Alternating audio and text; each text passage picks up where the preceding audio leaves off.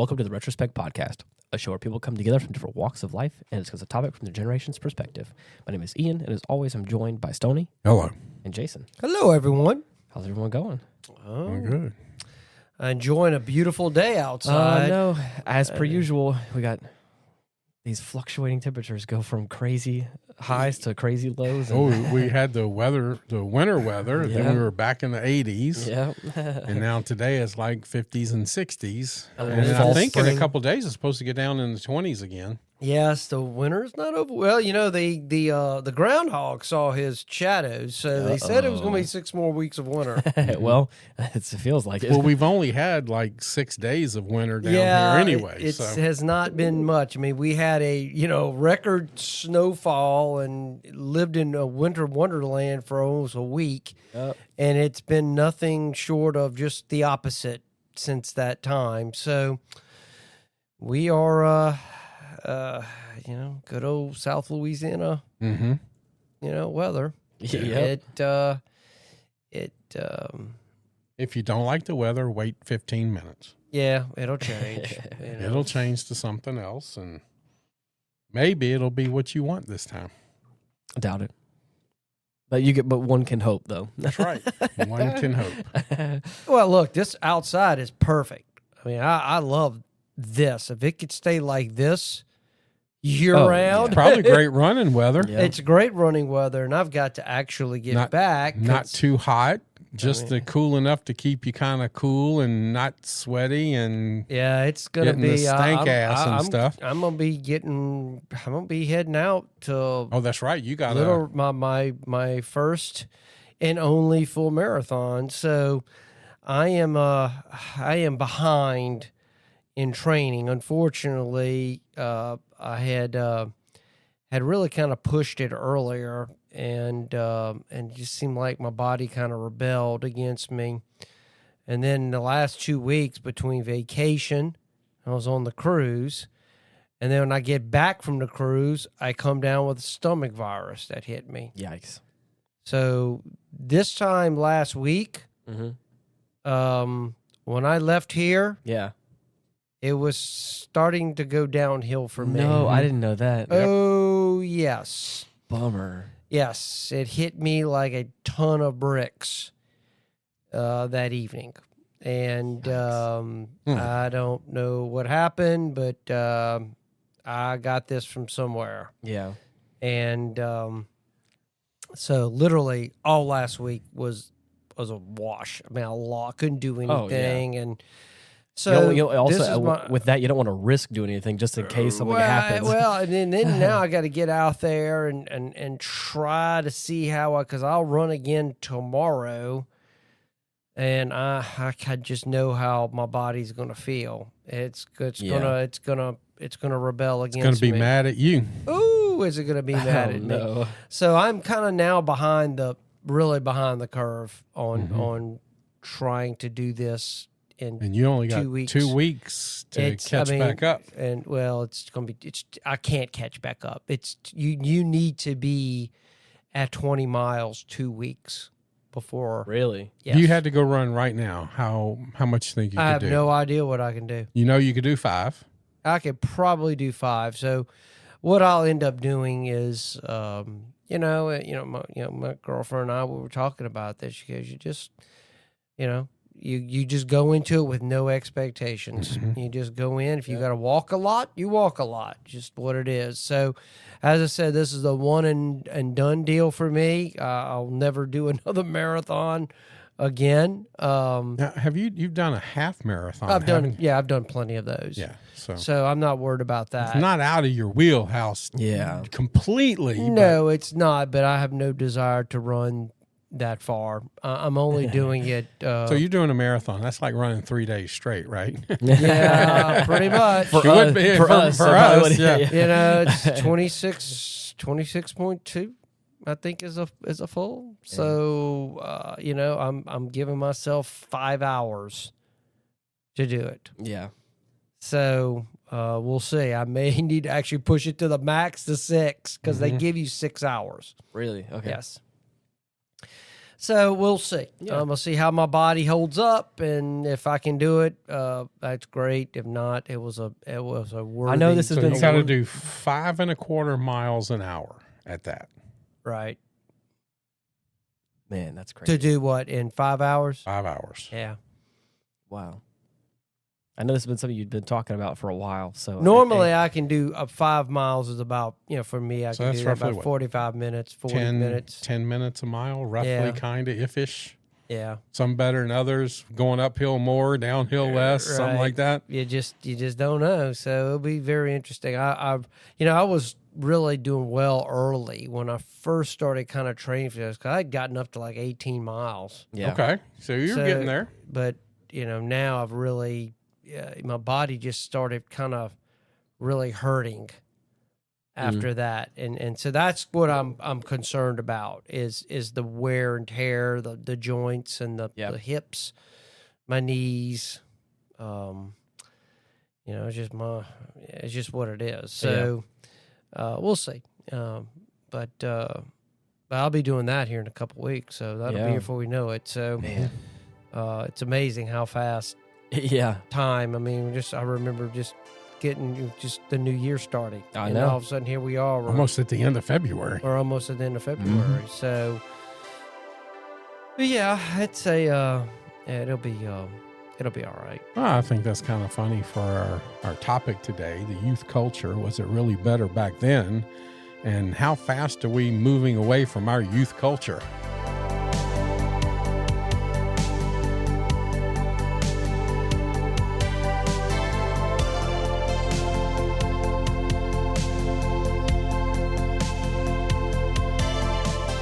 Because we're all getting older, right?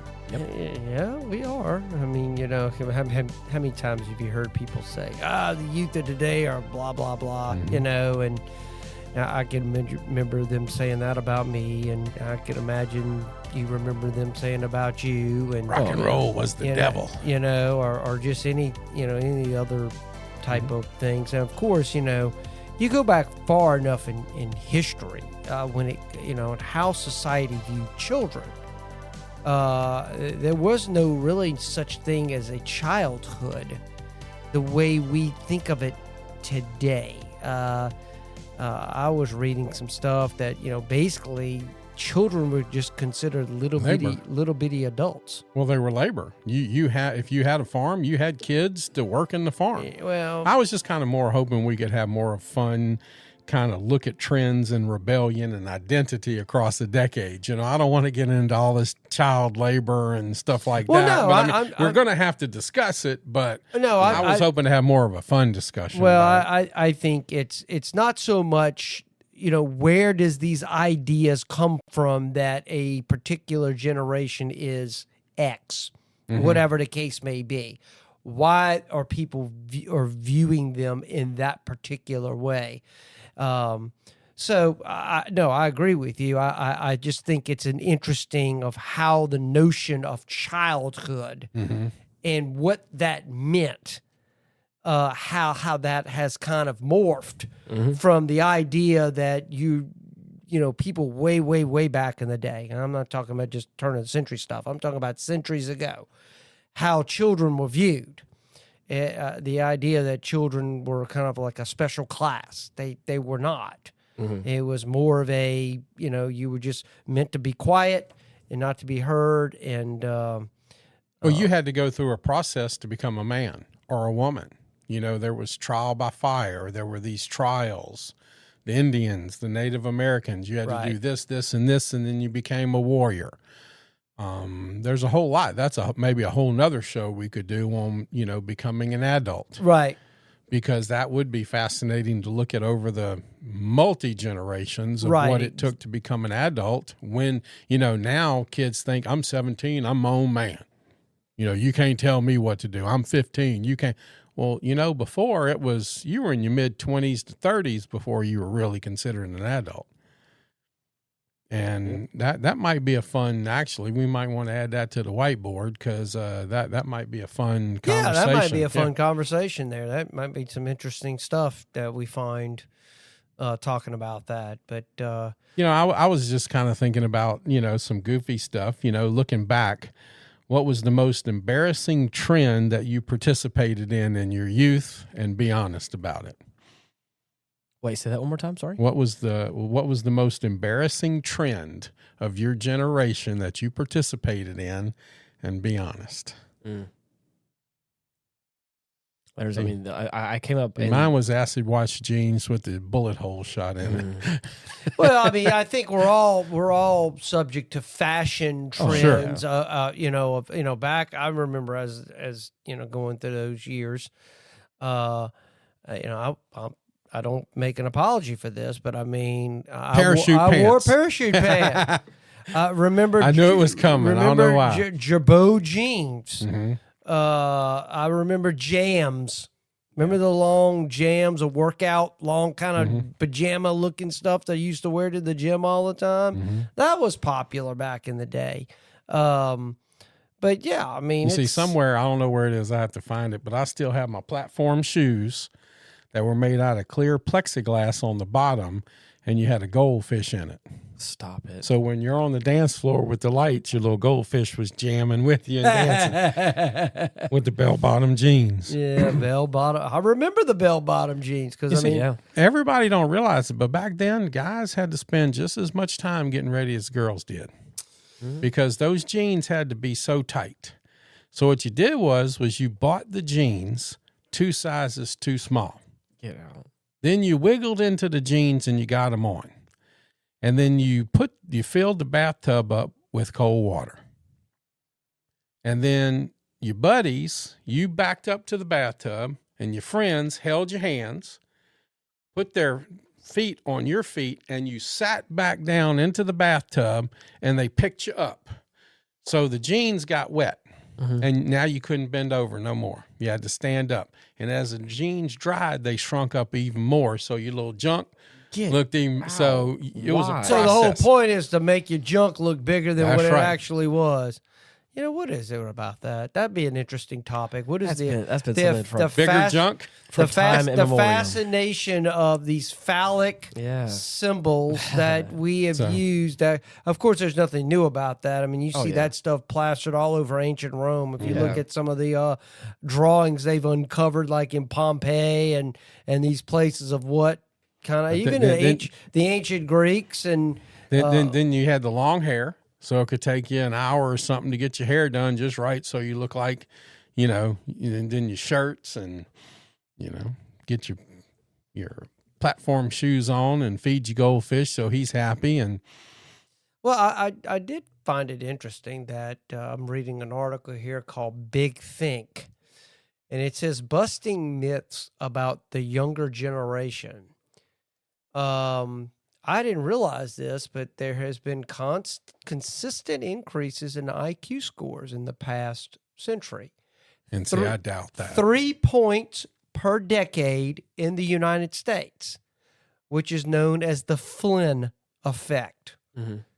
This just indicates younger generation of Americans perform better on standardized measures of intelligence. Right. Now, you could kind of take that for what it's worth, but if you're just strictly looking at IQ scores, we have gotten better at taking tests. We have not, I think, gotten more intelligent. Remember, it used to be people thought people were stupid and acted stupid because they really didn't have access to information. Well, we've proven that wrong because now we have instant access to information, and people are stupider today than they were back in my time. And stupider, I mean, by the way they act, some of the things they say, and access to information was not what was the problem. People are the problem.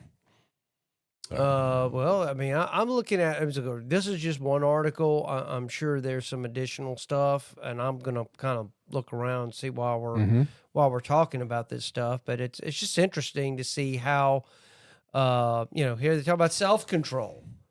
Talk about, as today's young people are they more prone to instant gratification than those in the past? According to this, quite the opposite.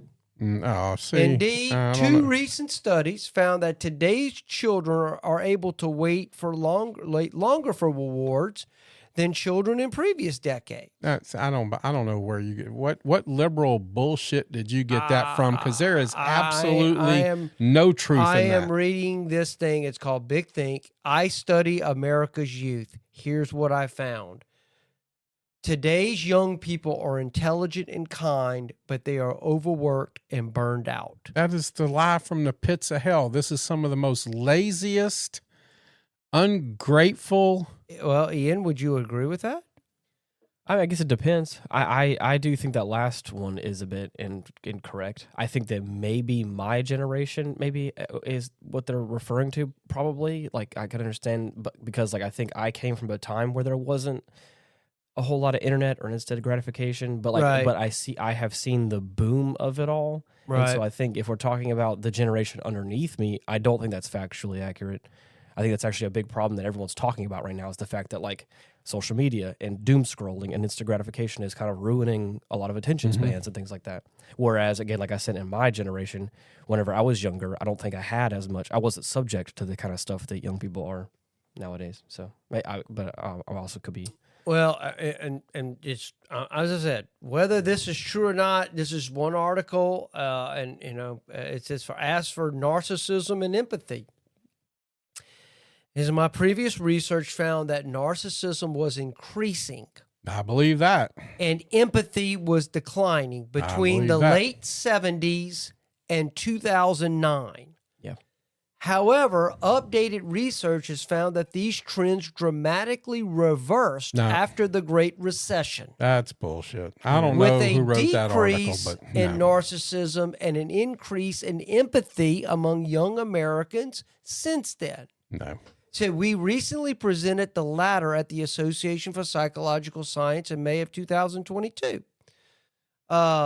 This confirms other research findings that people tend to turn to others during times of economic crisis. And that cooperative behavior is increasing in youth over time. Of course, when you look at data, you're looking at kind of general trends and not, are there specific other issues going on maybe at the micro level? Of course. I mean, it's with any studies you do. Now, you're making your claims, Stoney, regarding, well, I don't believe this or I don't believe that. That may be based off anecdotal evidence that you've seen, but does that capture the kind of the broad? Or no, that comes from having a stepson who's about to turn 15 years old, and him and all the people around him and how they act and what they say. And all you got to do is look on the TV and how they're killing people and how they're killing their parents and how they act. Yeah, that's not just anecdotal stories. All you got to do is open your eyes and look. And that guy, whoever wrote that article, he wrote that based on his little 100 people in his little hippie commune that are working together because they don't want to have to deal with real life and society maybe, but they didn't go out in the real streets and take that information. Go out in the streets and get that information and watch how that changes. I mean, when you got to do a study, there's certain rules and there's certain things you got to use. So as I said, I'm just, but this is what this is saying. I'm sure you can find another study, might say something different. They said, people have increasingly feeling overwhelmed since the 80s. And I because they're wussies now, of course. You can work a 20-hour week, and now they're overworked and stressed because I don't have a safe place to participate in.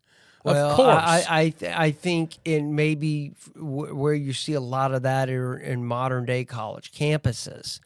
You hear a lot of, needing my safe space, you need this, you need that. But to kind of push back, we're in a time now where people have to work 2 jobs to support a house. Exactly. And so right now in my life, if I wanted to have 2 kids and own my own home, I'd have to work. Both me and my significant other has to work 2 jobs. Yeah. So that's what I'm taking. What you're saying that goes with what this is saying is people are feeling stressed out, and I would venture to say since the 80s. That makes sense to me because guess what started happening which would have been my time when I was young. Was what started happening? pensions went away. Yes. People were being fired from their jobs and losing weeks before they were going to retire. Yes, absolutely. And it was all about chasing the dollar. And so believe me, I think there's a lot of truth to that. Yeah. Why people feel like they're overwhelmed. Because the fact of the matter is, you can't. The days of a father providing for his family, where the wife can stay home and raise the children, don't exist anymore. That's true. Because of the financial constraints. Now the question is why? Right. That pose a whole different. Because a lot of that comes from the instant gratification of people today. In my generation, you worked 20 or 30 years to get the new car. You worked 20 or 30 years to get the dream house. Now everybody wants to leave high school, go into debt, get the dream car, get the dream house, and do it now instead of working toward it. So we're putting ourselves in a situation where we have to have it today. We can't have it. We can't look at a long-term plan and do it 20 or 30 years from now. We want it now. Now I would agree with you that yes, there is a lot of young people that are shouldering a lot of debt because society has told them this equates to success. Yes. That's the problem. And we all have the blame for that. It's the culture we have created of what it means to be successful in this world. And the fact of the matter, it affects all of us. If my house doesn't look a certain way, I'm not driving the right kind of car, I don't have this or I don't have that, then somehow I'm missing out. Mm-hmm. And so I can understand how to try to chase these things has put people in positions where depression and anxiety becomes a very real problem. I could easily see that. Mm-hmm. I mean, I'm for someone that's I've never been married. I don't have children. Mm-hmm. All I've had to do is take care of me. Right. My entire life. My situation is far different than the vast majority of people out there of parents trying to raise children today. And the expenses, just what I see, what people are spending on kids, on school, extracurricular activities, and stuff like that didn't exist. Well, you got to look at in one time. Certain parts of the country where when your kid's not even in kindergarten, you're gearing them up for what schools they're going to go and applying for their high school and their colleges while they're getting ready for kindergarten. They've got no chance to be a kid anymore because the parents don't want to wait. Well, as I'm saying, in success, I like what you talked about success because, what do rich people have? Stuff. What does a happy person have? They have dog hair on their shirt. Yeah. I mean, once again, it's how you view life. Happiness but look. Happiness to me is success. It is. But this is the truth, though. But there's a level of any young man out there that's trying to make it, mm-hmm. his chances of attracting a mate. Don't tell me that the lady is not looking at them and going, there's a financial angle. Oh, absolutely. There is. That's evolution. That's evolution from the caveman days. Who can provide the best for me? And exactly. And then the man's looking who can have the most kids for me. Exactly. So, I mean, there are built-in historical, narratives mm-hmm. that unfortunately are intersecting with the reality of a world that's just not built for that anymore. Right. It just isn't. It's not. And I'm gonna tell you, with all the advances in tech, with AI and these other things, then I don't know how that's going to eventually affect society years down the road. But unfortunately, it is having an effect on youth culture. Well, we've talked about that before on the show. Just what's going on with kids today and what they're having to deal with. Absolutely agree with you. And the fact that there's an attack on the American family, that makes it to where, Ian's generation does have to work 2 jobs and may not get that house. And so how does that affect the mental health of those people that basically that is unattainable?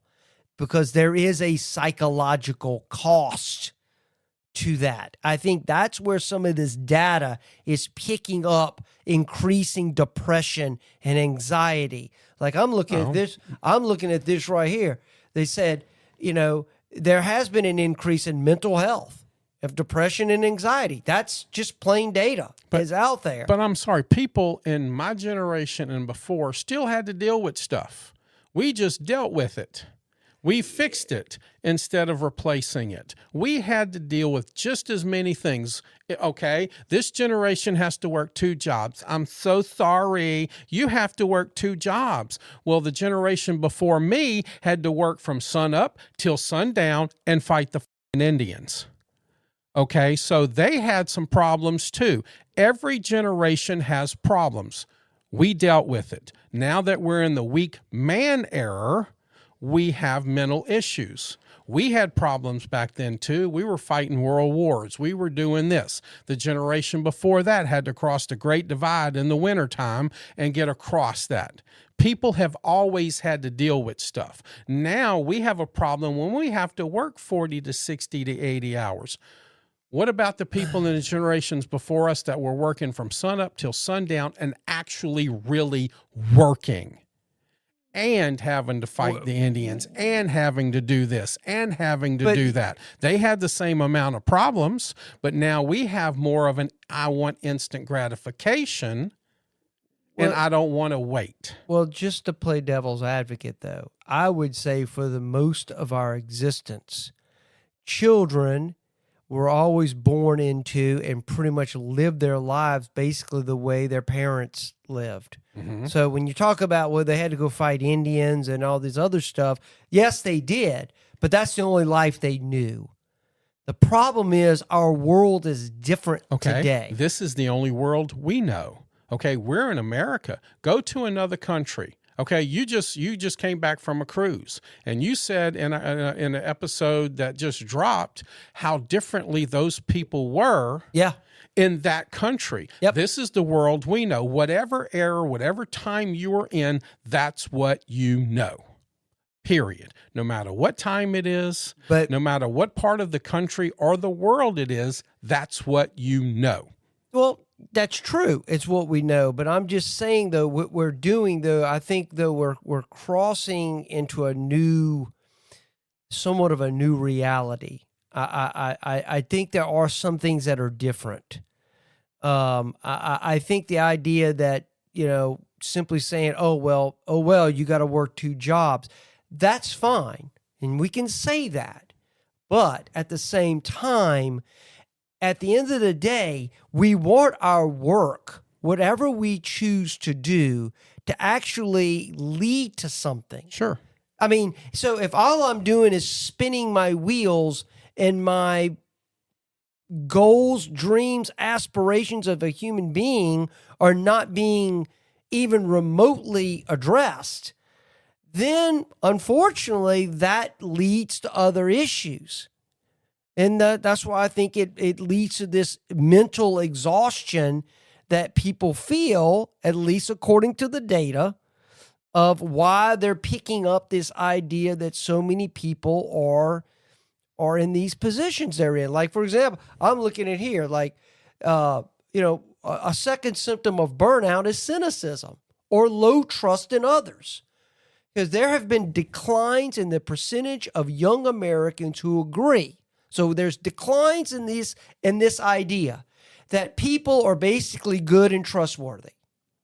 For example, in 1972, 32.1% of 18 to 25-year-old Americans reported being trusting on the General Social Survey.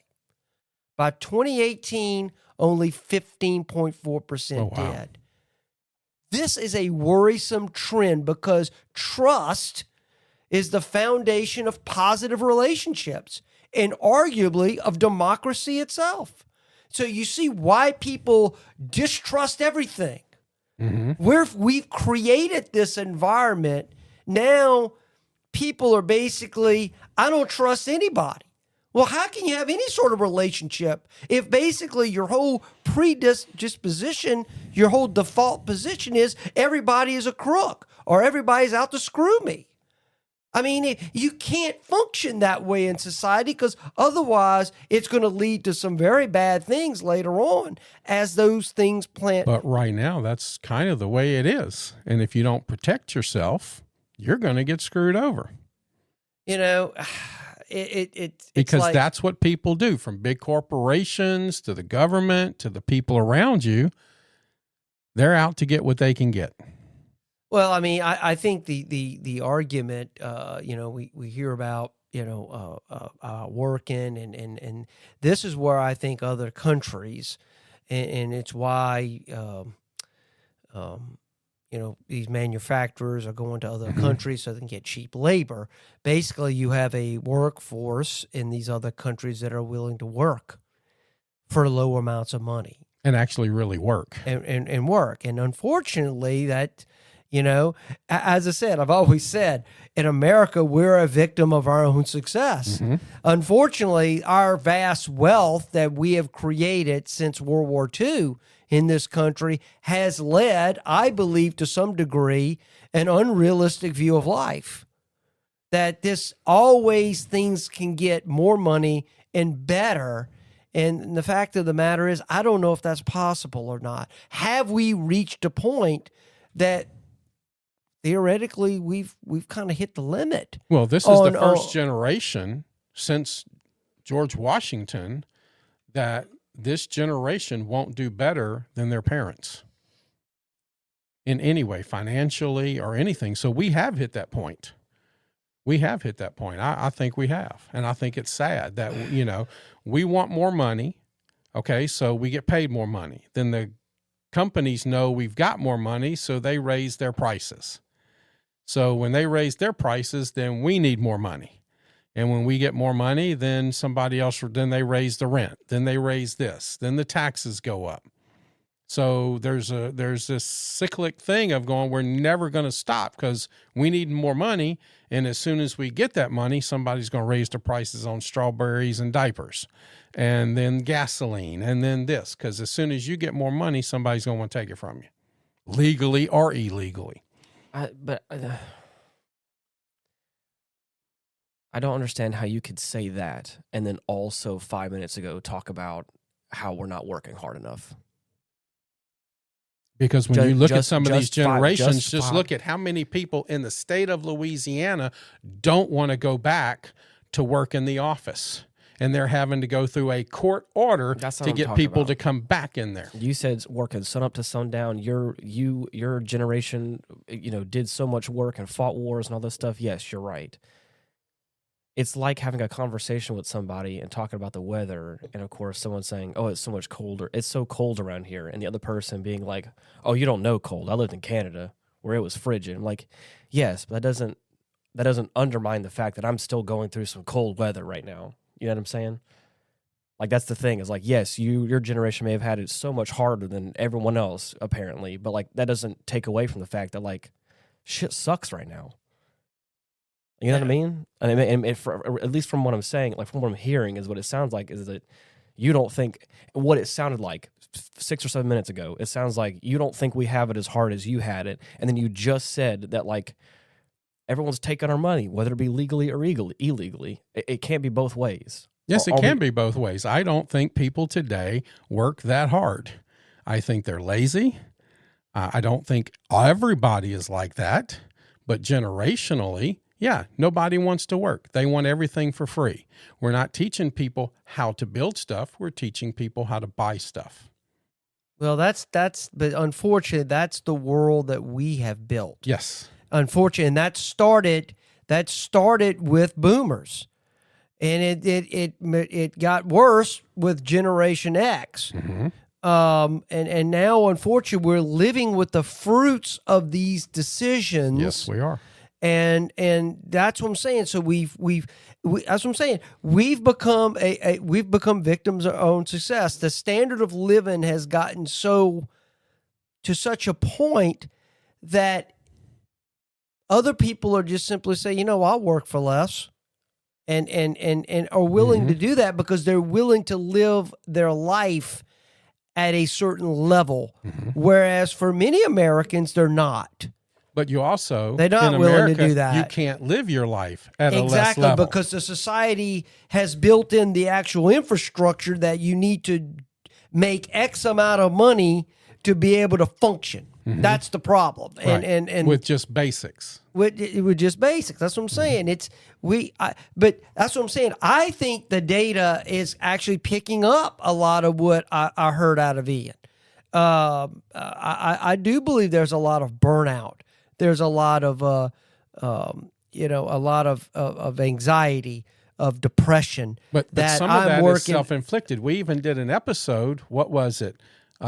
Something about I think I'm busy, or I'm. What was the episode we did? I can't remember. This is where it is. Faking being busy, or what was the episode? Oh, I think it's glorifying being busy. Glorification of busy.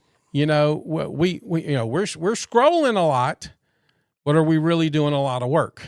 Well, no. You can go into the McDonald's and the drive-through that wants $15 an hour, but you have to ask them, hey, can you take a break from scrolling on TikTok and get my order for me, please?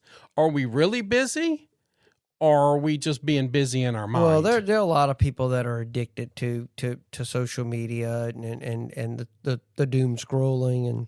Yeah, we had a guy all that. When I was a couple years ago. I was a project manager on construction, and you go out on this job and you see this guy carrying a 2x4, and he's walking all the way across the job, making $23 an hour to carry this 2x4 from one side of the job to the other. A couple weeks later, you see him still carrying a 2x4. Come to find out that his boss wasn't paying attention to him, and I just went out there every 6 weeks, saw him carrying 2x4. Dude was carrying the same damn 2x4 all day long. He was busy. The glorification of busy. He looked busy, so nobody asked any questions. But that was his job, to carry the same damn 2x4, and it took somebody like me with awareness. Sounds like a union job. But you see what I'm saying? Are we really busy, or are we busy? Are we making ourselves feel busy, or are we really busy? Yes, Ian, I know you work your ass off. That's what I'm saying. Is it busy, or are we talking about the fact that, like, I can't afford certain normal things in life? And that sucks. That's what I'm talking about. People being busy. That's can we afford it or not? What I think we're conflating two different things here. That's what I'm talking about.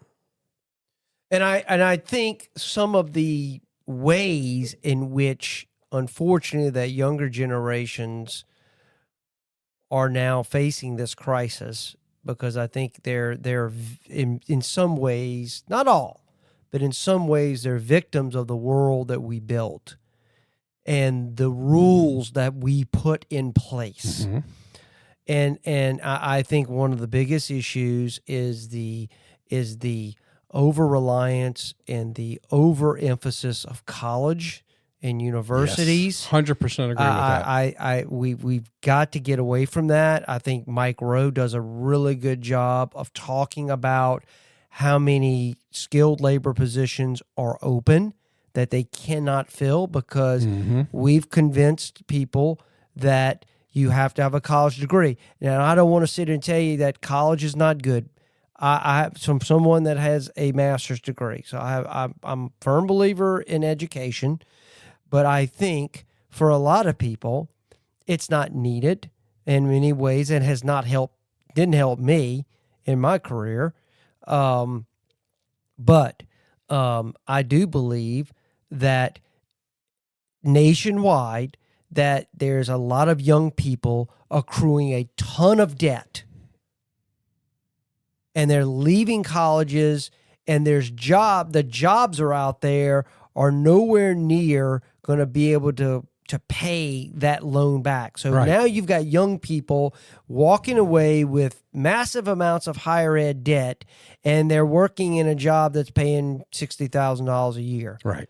And trying to live on that, Mm-hmm. and at the same time accomplish their dreams and aspirations. Right. Mm-hmm. And I would argue it's even less than that. I think people are working hard and are working honest jobs for $30,000 to $40,000 a year. Yeah, And that's all. And that's all they have. Right. And they're having to pay off. So everything that they want to do. So all the traditional things that previous generations were able to get married, start a family, buy a home, or a little starter home, whatever the case may be, that is now being short-circuited. And I think that has unfortunately led to people postponing marriage for long periods of time because they can't afford to get married. And then the implicit costs that are involved when you get married and ultimately when children come about into it. So if you're not being able to accomplish these things, I can very easily see how long-term, how this can lead to depression, anxiety, and some of these other things that this data is showing. Now, as I said, everybody can point to anecdotal evidence and say, yeah, look at how lazy this person is or how lazy that person is and everything else. You could say that about a lot of things. I mean, you really can. But, I mean, if you're kind of looking at the gross whole, I do think there's a lot of truth to some of this stuff. And we can't discount that. And I think part of the reason why I think this latest election, how it went, there was a lot of young people that basically didn't like the way things were going. Mm-hmm.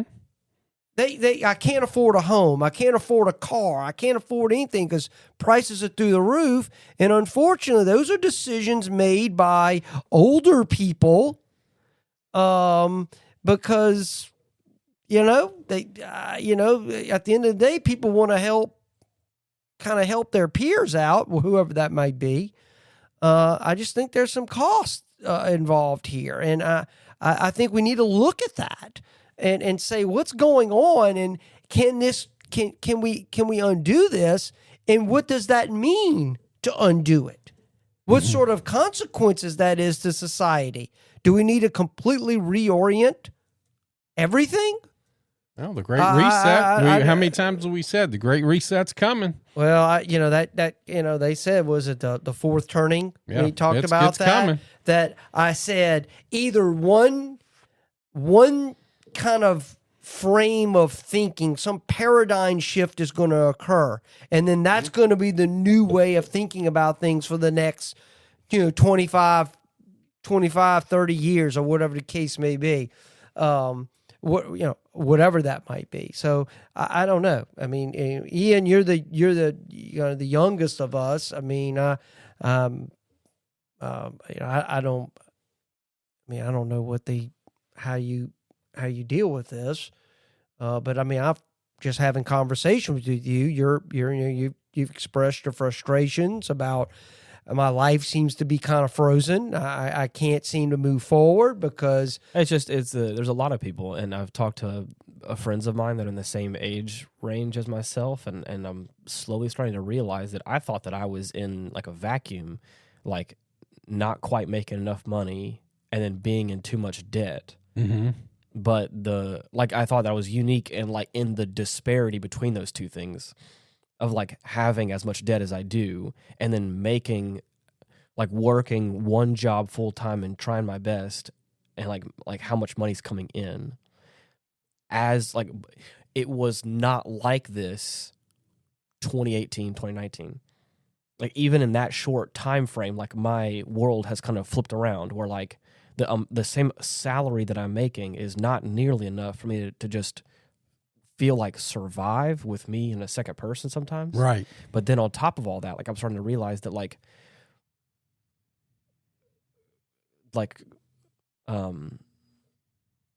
what is it called with credit cards? Percentage, like APR, APR, annual percentage rate. And then not only that, just interest. It's like all that stuff that's like it wasn't as bad as it was, and now it's starting to creep up, and I'm like having a hard time balancing all of it. And it's like it's all that kind of stuff that's like there's a whole bunch of things that are all encompassed in all this. Sure. I'm being vague on purpose, like just so I'm not spilling all my details. But it's like it comes to a point now where, again, I thought that I was unique in this perspective, and I start talking to a lot of people that are in my age bracket or a little bit younger than me, and they're like, oh no, we're in far worse than you are. And I'm like, oh, so this is a normal thing. No, but you see, this is what's kind of great. I did not want this conversation to go this route. I'm a give. What do you call it? Look behind the. What do you call that when we look behind the curtain? Is that you're saying? Look behind. You got a phrase. I guess. Yeah. I sent out a text. Youth culture, was it really better back then? A fun look at trends, rebellion, and identity across the decades. I wanted this to be fun, but then Jason, you said something that the youth in this last election kind of made the difference in the last election. And I think we all knew I wanted this to be a fun conversation, but that frustration of where this is right now even came out today. And that's what this conversation, I love this conversation now because it's real and genuine, because this is what we're dealing with today. And that the last election kind of said that, and it kind of ties into, I just wanted this to be a fun look back at, hey, I had to carry a quarter for a phone, and now everybody has a phone in their hand. But this is sad that this is the point that we're at now. You can hear the frustration. You could see the frustration during this last election in the youth and everybody. We're just tired. Well, everybody's tired. I think every new generation looks at their situation and they look at the world and they go, is this working? Or is it not working? And the question is, if it's not working, what needs to change about it? So let's just, or can we even change it? Just think about it. I mean, we talk about generational changes, things that have happened. I mean, I remember my own mother. My mother is 84 years old. She was born in 1940. Think about how society has changed. The expectations, norms have changed over time. I don't. Some change is good. I mean, think of some of the notable changes that have happened in our society that has far different from what, say, it was in 1800. What's different? I mean, think of our world. We've slavery is gone from the Western Hemisphere. Women could vote. Think about that. Man, one time women couldn't vote. You had to own property to vote. Women could open bank accounts. They didn't need their husband anymore. That wasn't that long ago that some of these things changed. And I'm just kind of going off some of the dominant things that have just popped in my head of what's happened over time. But the thing is, though, what is the next big thing that's going to change? What is the next big thing? Massive social thing that'll change, that the youth will usher in. What do you think it might be? Ian, what do you think is the next? I think it's already been happening for the past few years, and I think it's all about sexuality stuff. It's all about your identity. It's all about it may not be in your normal conversations, but in so many conversations that I just overhear. That's such a big social thing that was not talked about whenever I was in high school. Is like, what's your sexuality? What's your orientation? Like, what do you identify as, like all that stuff. It's all identity based. So it's all self. So you would say. I think I think it's only gonna get bigger and like more elaborate. It may wane in some capacity, but I think that it's such. I remember, like I said, the conversations young people are having now are not the conversations I was having in high school, and I think I was pretty I had some pretty wacky conversations. It was all about sex, drugs, and rock and roll. But that's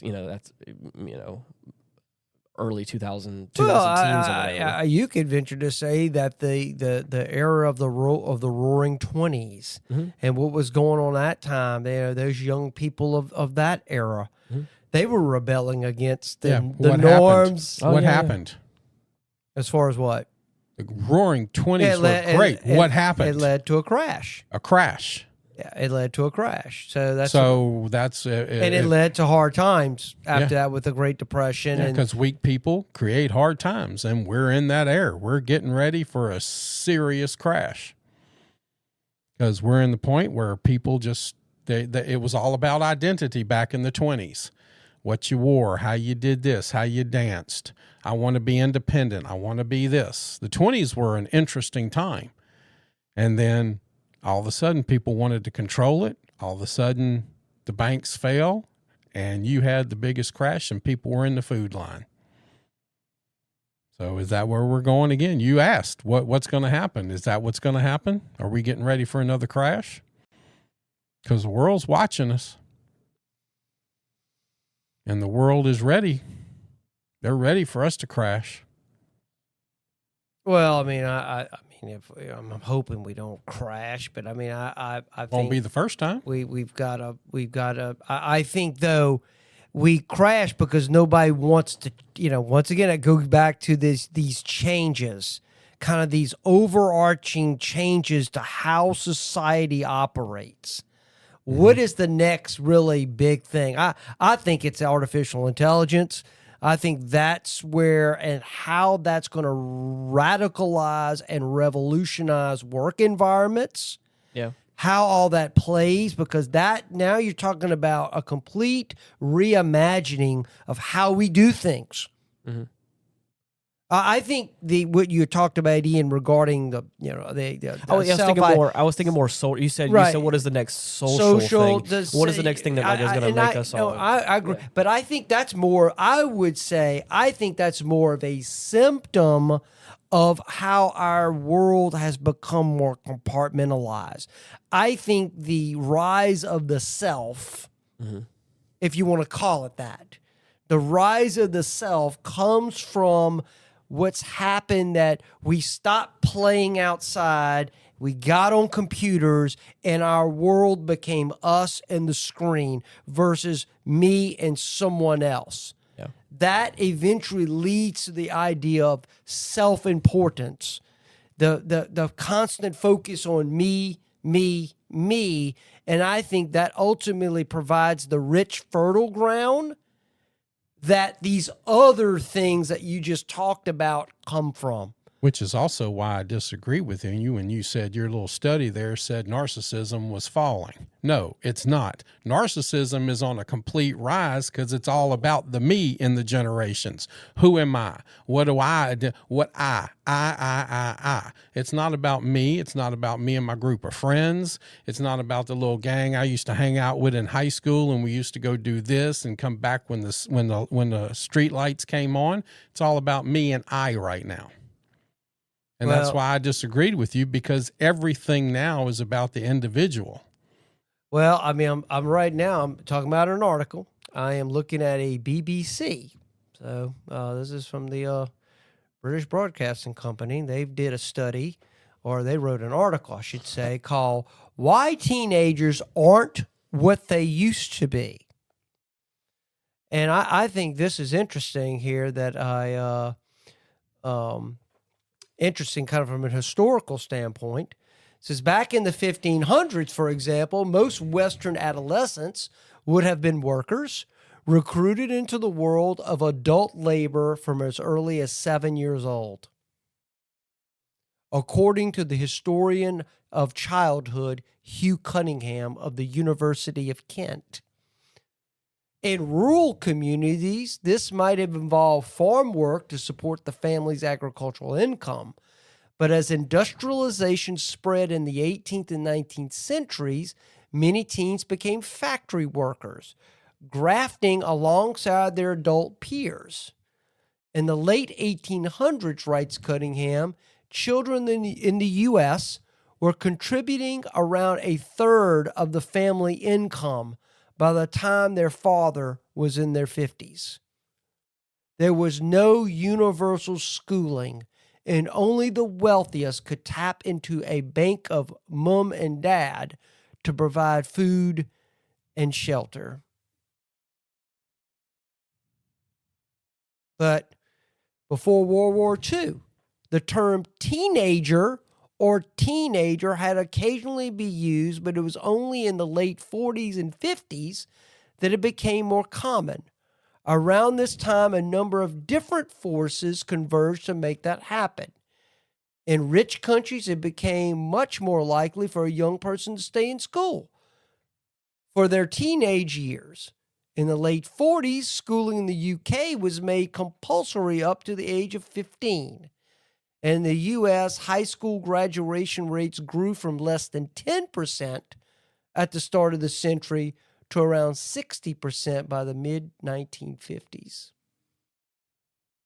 So, yeah, I mean, it's, I still, I look at some of this stuff, and it's an interesting article. Right. I mean, because I do find it interesting how children have evolved in our society and how that was looked upon. Mm-hmm. So I found this interesting. At 17, a 17 and 18-year-old in the U.S. is now less likely to have tried alcohol, have had sex, or acquired their driver's license than teens 20 years ago. And I would say that's true. I doubt that. No, I don't know. I doubt that.